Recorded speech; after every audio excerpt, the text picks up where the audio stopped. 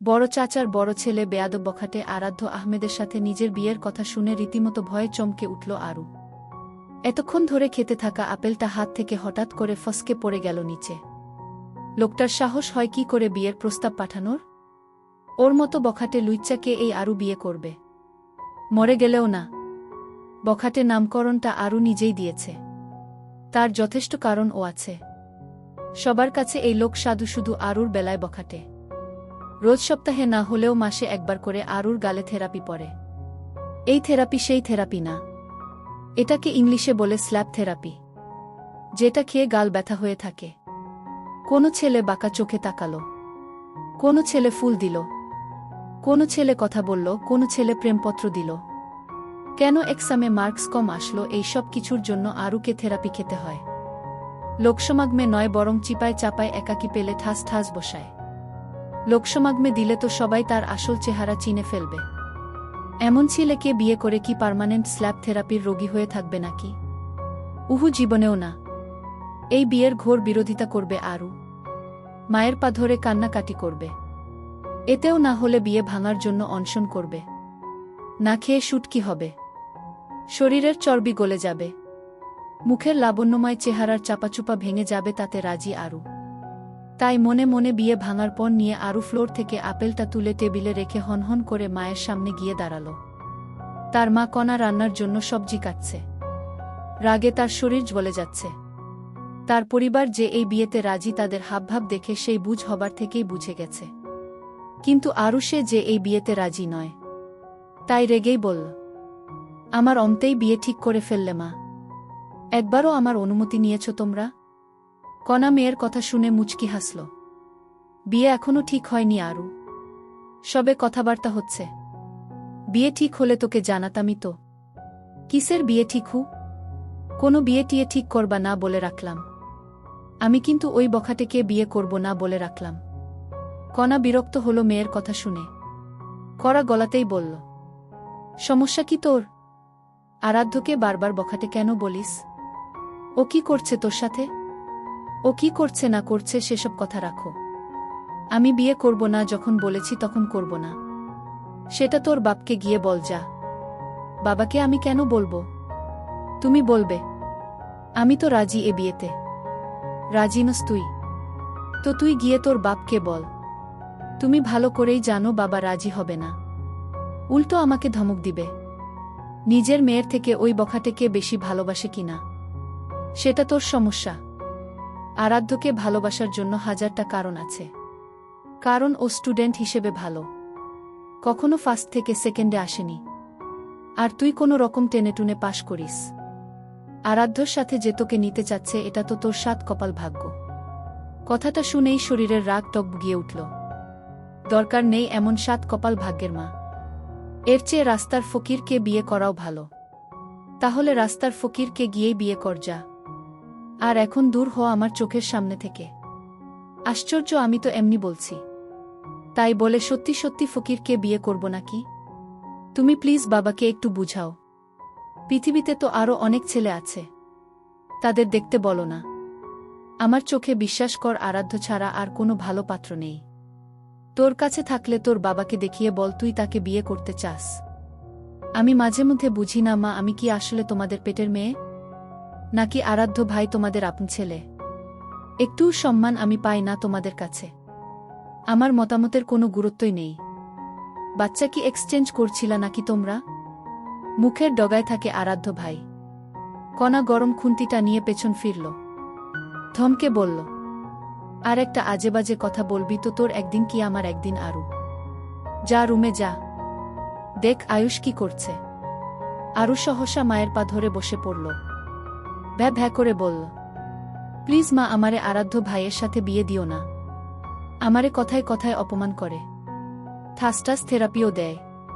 Please, আমি তোমার পেটের মেয়ে হয়ে থাকলে আমার এই রিকোয়েস্টটা রাখো। আমি এর বদলে তোমার সব কাজ করে দিব। কণা মেয়ের থেকে পা ছাড়িয়ে নিল। পা ধরে কান্নাকাটি করে লাভ নেই, বাবাকে গিয়ে বলো। আরু লাফ দিয়ে উঠে দাঁড়াল। আমি কিন্তু তাহলে অনশনে যাব বলে রাখলাম। জল অবধি খাবো না। মরে টরে গেলে এর জন্য দায়ী থাকবে কিন্তু তোমরা। ভেবে দেখো মেয়ে বড় নাকি বান্ধবীর ছেলে বড়। কণা কোনো উত্তর দিল না। মাঝে মাঝে বুঝে না এত আপত্তি কেন আরাধ্যকে নিয়ে ওর। চুপ করে আছো তো বেশ, আমি যা করার করব। আরু মাকে চুপ থাকতে দেখে শরীর ভর্তি রাগ নিয়ে রুমে আসলো। বিছানায় ছোট ভাই আয়ুষ পড়তেছে। এই আয়ুষটা একদম আরাধ্য ভাইয়ের কার্বনপ্পি, আরাধ্যর নেওটা। মাঝে মধ্যে ইচ্ছে করে এটাকে তুলে মামনির বাসায় ফেলে আসতে, কিন্তু পারে না, কারণ তার ইচ্ছের মূল্য এই পরিবারে নেই। এখনই মামনিকে ফোন দিয়ে তার ছেলের নামে হাজার খানেক খাঁটি সত্য কথা বলবে তার ছেলেকে সে বিয়ে করবে না। যেই ভাবা সেই কাজ। বিছানা থেকে ফোনটা নিয়ে মামনির ফোনে কল লাগালো।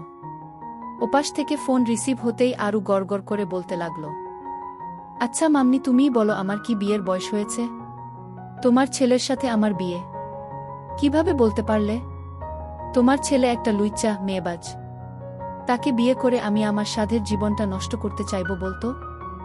আর তাছাড়া তোমার ছেলের সাথে আমার বনে না, আমরা কেউ কাউকে দেখতে পারি না।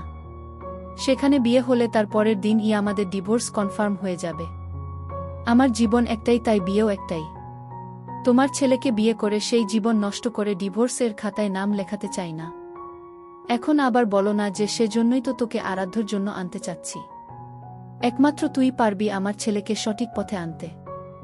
দেখো মামনি, ছেলে তোমার ছেলেকে সঠিক পথে আনার দায়িত্বও তোমার, আমার নয়। ছেলেটা না হয় আমার মায়ের, কিন্তু স্বামী তো হব আমি তোর। তোরও তো কিছু দায়িত্ব থাকে। আফটার অল আমার ইজ্জত হরণকারী তুই। আমার ইজ্জত লুটে নিয়েছিলি ছোটবেলায়, মনে পড়ে? ভিডিওটা এখনও আছে, সয়ত্নে রেখে দিয়েছি। বিয়ে ভাঙার জন্য বেশি ভংচং করলে ভাইরাল করতে সময় লাগবে না। জোর করে আমার সাথে ছিক বলতেও আমার লজ্জা লাগে এখন। তুই জানিস তোর দেওয়া সেই কলঙ্কের ভার এখনও আমি বয়ে বেড়াচ্ছি। তোর কি মনে হয় এটা জানার পর মেয়েরা আমাকে বিয়ে করবে? আরু হঠাৎ ফোনের উপাস থেকে মামনির বদলে আরাধ্যর গলার স্বর শুনতে পেয়ে ভরকে যায়। ভয় হাত ফসকে ফোন পড়ে যেতে নিলে কোনো রকমে ধরে ফেলে। আশ্চর্য, এতক্ষণ ধরে যার নামে বদনাম করল সেই শুনে ফেলল। এবার তো আরুকে সামনাসামনি পেলেই কাঁচা চিবিয়ে খাবে এই ছেলে। ভয় আমতা আমতা করে বলে আরু, আপনি? নাম্বারটা তো মামনির, তার ছেলে আমি, তার ফোনটা আমিও ধরতে পারি। অস্বাভাবিক তো কিছু নেই এতে। মামনিকে ফোনটা দিন।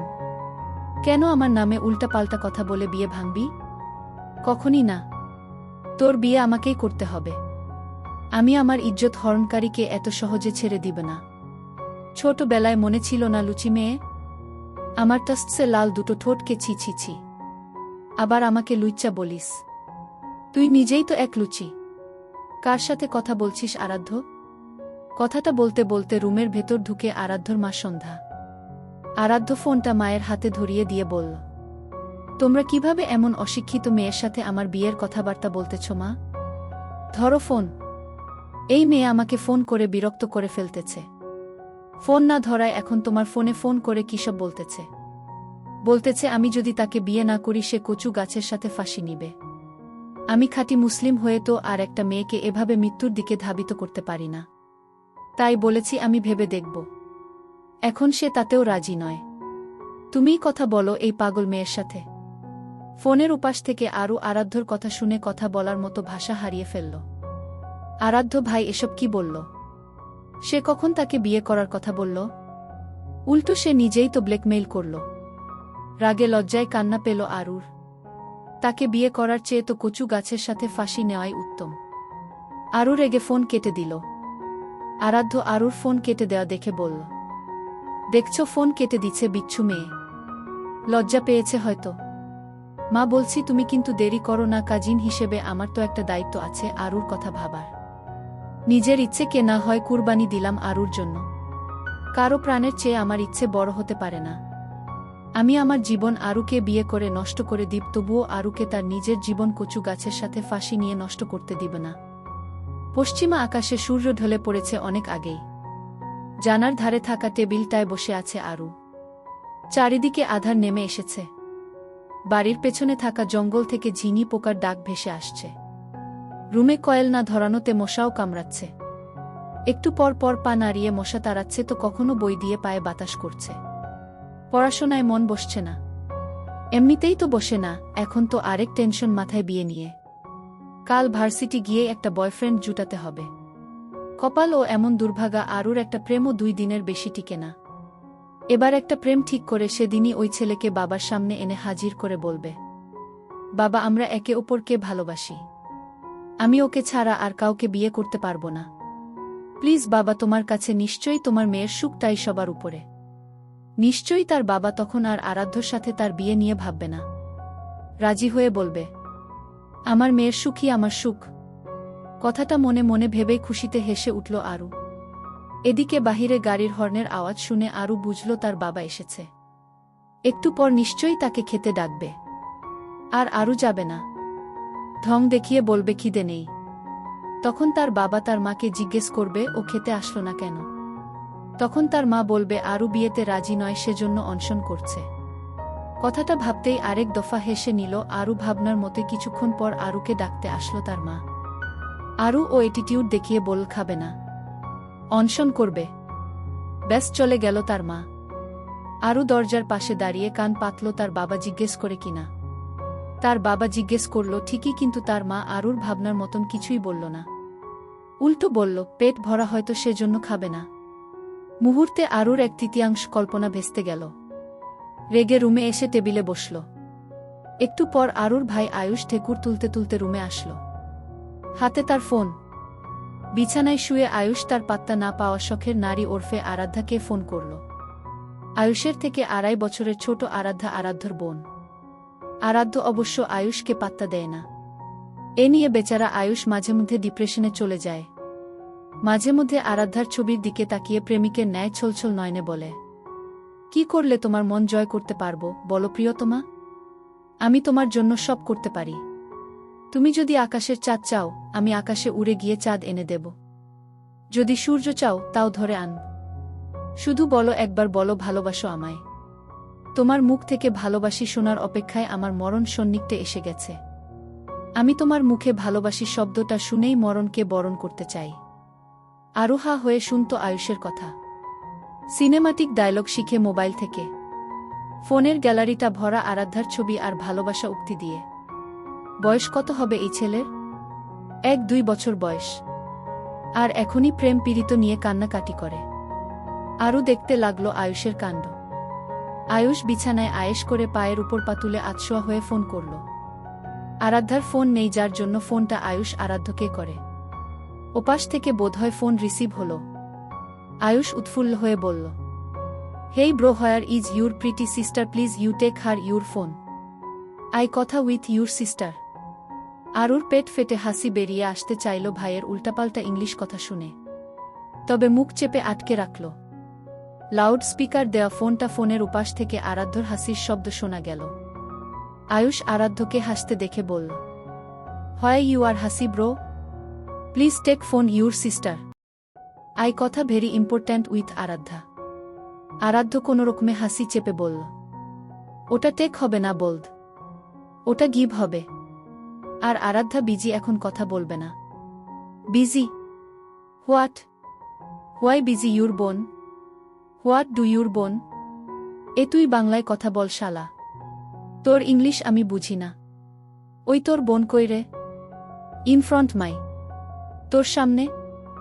আরও নড়েচড়ে বসল। হু? তোর বোনকে বল তোর ভাষা ট্রান্সলেট করে দিতে। My sister is studying her hands, no time my language translate you. তোর বোন পড়তেছে? সিরিয়াসলি? হ্যাঁ। তুমি তোমার বোনকে ফোনটা দাও ব্রো। তুই আগে তোর বোনকে ফোনটা দে। ফোন দিয়েছি আমি তোমাকে because I talking to Aradhya. আর তুমি টকিং করতে চাচ্ছ মাই সিস্টারের সাথে। আপু not talking to you. She ইশারায় সেইড মি। ভিডিও কল দে। আয়ুষ ফোন কেটে আয়না নিজেকে দেখে চুলটা ঠিক করল। টেবিল থেকে পাউডার নিয়ে মুখে লাগাল। আরাধ্য ভাই তাকে নিশ্চয়ই আরাধ্যাকে দেখাবে। বিছানায় বাবু হয়ে বসে ভিডিও কল দিল। ওপাশ থেকে আরাধ্য ফোন রিসিভ করল। মুহূর্তে সামনে ভেসে উঠল আরাধ্যা তার পাশের বাসার সিদ্দিকের সাথে হেসে হেসে কথা বলছে। আয়ুষের হাত চলে গেল বুকে, চোখ মুখ কুঁচকে আসল। বুকে হাত ঘষতে দেখে আরাধ্য জিজ্ঞেস করল, কিরে তোর আবার কি হলো? ব্রো আমার বুঝি হার্ট অ্যাটাক হবে? ইউর সিস্টার হোয়াই সিদ্দিকের সাথে? আমার বুকের ভেতর তোলপাড় হচ্ছে। কি স্যাড ব্যথা। এজন্যই বলেছিলাম ও বিজি। আসল ভালোবাসা এই দুনিয়া বুঝে না রে আয়ুষ। ব্রো আমার কান্না পাচ্ছে। আই কান্না now please, you cut phone. I can't see is দৃশ্য। এই দৃশ্য দেখার আগে হোয়াই আই মরণ হল না। বিশ্বাস কর, তোর আগে আমার মরণ হবে তোর এই ভুলভাল জাপানিজ ইংলিশ শুনে। প্লিজ এই ভুলভাল ইংরেজি বলিস না তোর বোনের মতো। তোর এই ভুলভাল ইংলিশের জন্যই আরাধ্য তোকে অ্যাকসেপ্ট করবে না দেখিস। আরু তেতে উঠল। এতক্ষণ আয়ুষকে বলেছে চুপ ছিল, কিন্তু তাকে নিয়ে কেন কথা বলবে? সে কি ভুলভাল ইংলিশ বলে? সে ঠিকই ইংলিশ বলে, আরাধ্য বুঝতে পারে না। সমস্যা আরাধ্যর, আরুর নয়। আরু ছুটে এসে আয়ুষের থেকে ফোনটা কেড়ে নিল। রাগে কপাল কুঁচকে আছে। How dare you mister Aradhya Ahmed? Why you discussed about my English? Aradhya গা ছাড়া ভাব নিয়ে হাই তুলতে তুলতে বলল। পুরান রেডিও যেতে না যেতেই নতুন রেডিও আবার আমদানি হল। Why you call me radio? You like a ভাঙা রেডিও। এই থামাতো তোর ইংলিশ। তোর বাপের টাকা তো কম না। বলতে পারিস না ইংলিশ শেখার একটা কোর্সে ভর্তি করায় দিতে তোদের? চিফ ইংলিশ ভাষাটার ধর্ষণ করে দিচ্ছিস তোরা দুই ভাই বোন মিলে। You cutting phone. Oops, sorry, phone রাখেন আপনি। এই আয়ুষকে আপনি উস্কিয়ে দেন তাই না? এইটুকু ছেলের প্রেম ভালোবাসা তো বোঝার কথা না। আরাধ্য মুখ বাঁকিয়ে তাচ্ছিলের সুরে বলল। তোর ভাইয়ের বয়স তো তাও ভালো 1-2। তোর বয়স কত ছিল? সবে 6 কি 7। তখনই আমাকে যেতে ধরে ধরে ধর্ষণ করে দিতে চাচ্ছিলি। ভাগ্যিস আমি চালাক মানুষ, সেজন্য বেঁচে ফিরেছি আমার সম্মান নিয়ে। তা না হলে সেদিনই খবরের কাগজে গোটা গোটা অক্ষরে লেখা হতো, আরাধ্য আহমেদ তার ছোট কাজিন আরুর হাতে ধর্ষণের শিকার হয়ে ইহকালের মায়া ত্যাগ করে পরকালে চলে গেছে। আরু রাগ তরতর করে বেড়ে উঠল। একটা মেয়ে কখনো একটা ছেলেকে ধর্ষণ করতে পারে? আপনি কিন্তু বেশি বেশি বলছেন আরাধ্য ভাই। এই কে তোর ভাই? ধমকে বলল আরাধ্য। আশ্রয় আপনি আমার চাচার ছেলে, তো ভাই ডাকবো না? না ভাই ডাকবি না। আমাকে আরাধ্য জানস, ডার্লিং বেবস বলে ডাকবি। চিফ, দিনকে দিন আপনার ভাষার একই হাল হচ্ছে। বেটার দেন তো